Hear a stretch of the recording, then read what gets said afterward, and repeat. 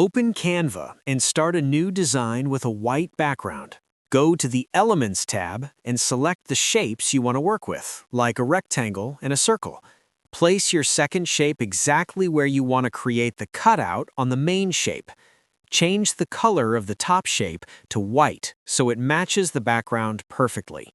This creates the visual effect of a hole or a slice. Now, click the Share button, select Download, and choose PNG as your file type. Once the file is saved to your PC, delete the original shapes from your canvas. Now, go to Uploads, click Upload Files, and bring that PNG back into your design. Change your main canvas background to a different color so you can see the results.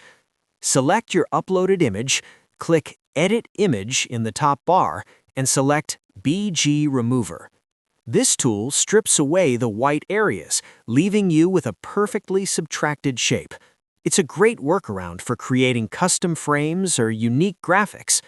If this helped, drop a like and subscribe. Also, press the bell icon for more tech tips. Thanks for watching.